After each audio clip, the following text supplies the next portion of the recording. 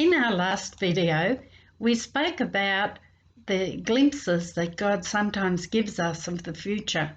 Today we're going to talk about the time that passes before the future comes to pass.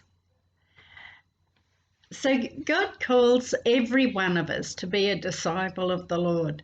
That means we're called to love and serve God and people, whether or not we specifically understand what He has called us to do.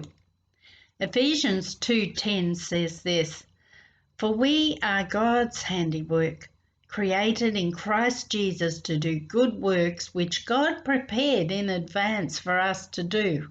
Isn't that wonderful? He's already prepared. He knows what the call is, even if we don't fully understand it. So as we've said previously, some people are called to a specific role or task, while others are called to serve as a disciple in whatever ways the Lord opens up to us.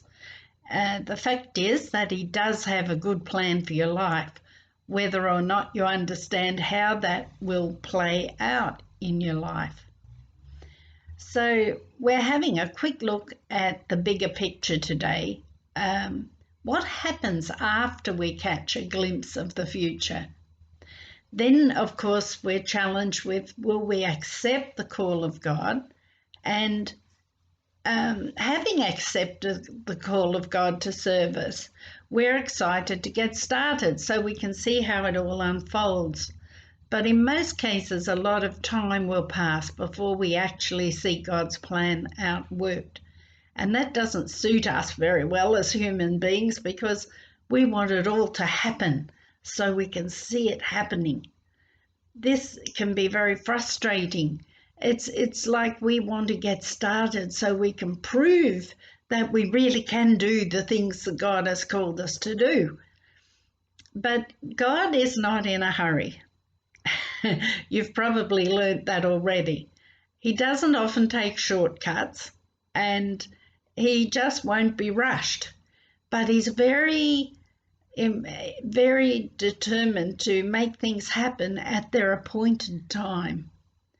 There'll be times when we see things moving along quickly, and other times when time just passes and nothing new seems to be happening. Of course, even the frustrating times are preparing us for our future ministry as we develop patience and perseverance and learn to carry on faithfully regardless of circumstances.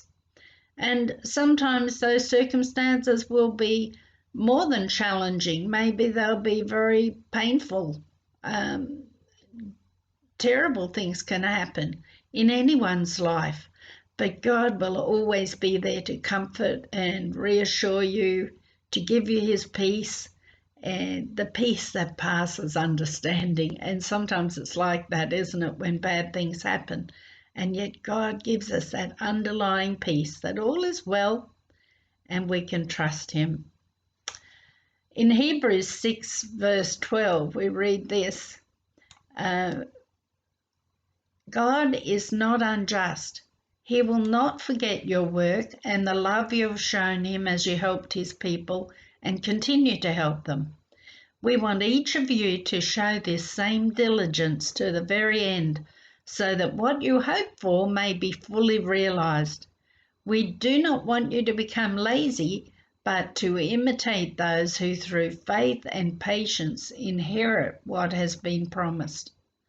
You remember that when God promised Abraham a son, Isaac was not born until 25 years later, when Abraham was about 100 years old. That's a lot of waiting. It's in those waiting times that we often question God or question ourselves. Did I really hear from God, or did I imagine it? How will this thing ever come to pass? I've found that the waiting time can be way beyond what any human being would consider reasonable. But God has not forgotten His promise. And as long as we keep on faithfully trusting Him and moving forward, the promise will surely come to pass in God's good time. During this waiting time, God will be working on your character, correcting faults and weaknesses, releasing you from the effects of perhaps trauma or abuse in your past, and strengthening you in your level of commitment and perseverance so that you will be able to withstand the pressures of ministry in the future. At times, it might seem as though nothing is happening, but don't stand still and don't give in to the temptation to quit or give up on the dreams God has put in your heart. Don't allow people to discourage you.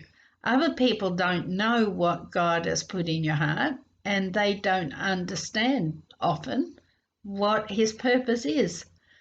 So you just hold to what God has spoken to you in the still and quiet of His presence. Remember the seed in the ground. Nothing is seen on the surface for a long time, but under the ground the seed is putting out roots, getting established and starting to sprout. And think of the leafless tree in the winter. It looks as though it's dead. Months pass by, and then suddenly, almost overnight, it's covered in new tiny leaves, promise of things to come. And that's how it is in our lives. As we keep on just faithfully doing the things God has given us to do, at the right time, at God's time, it will blossom and grow and bear fruit. And so we just need to keep our trust in Him strong, and He will always be faithful to fulfill His promises in our lives.